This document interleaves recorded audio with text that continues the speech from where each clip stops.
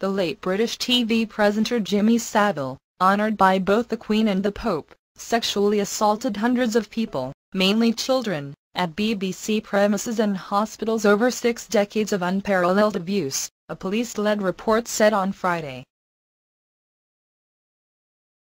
Savile, one of Britain's biggest TV stars in the 1970s and 1980s, abused youngsters at 13 hospitals where he did voluntary work as a porter and fundraiser, and even at a hospice treating terminally ill patients. The youngest victim was an 8-year-old boy, and the last of the 214 offences of which he is suspected took place just 2 years before his death in 2011 at the age of 84. "He groomed a nation," said Commander Peter Spindler, who led the police investigation and said the scale of his crimes were without precedence. A one-time professional wrestler, Savile became famous as a pioneering DJ in the 1960s before becoming a regular fixture on TV hosting primetime pop and children's shows until the 1990s.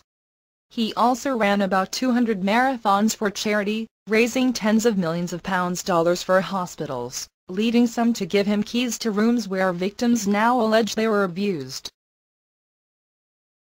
While many colleagues and viewers thought the cigar-chomping Savile was weird, with his long blonde hair, penchant for garish outfits and flashy jewelry, he was considered a national treasure, honored not just by the Queen but also by the late Pope John Paul II, who made him a papal knight in 1990. However, Friday's report said he took advantage of his fame to commit predatory offences across Britain, including 34 rapes or serious sexual assaults. Of his alleged victims, 73% were under 18 and 82% were female. The oldest was 47. In all, 450 people have given information about him, and detectives said more victims were likely to come forward.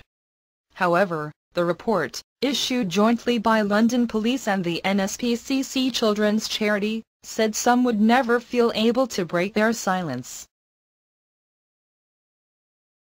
He hid in plain sight, behind a veil of eccentricity, double-bluffing those who challenged him, from vulnerable children right up to and including a Prime Minister of the time, said Peter Watt from the NSPCC. He said Savile had cunningly built his life's work around getting access to children to abuse. A lengthy report last month cleared the BBC of any cover-up but said it had missed numerous warnings. While there was no evidence Savile was part of a paedophile ring, detectives are looking at whether he was part of an informal network of abusers.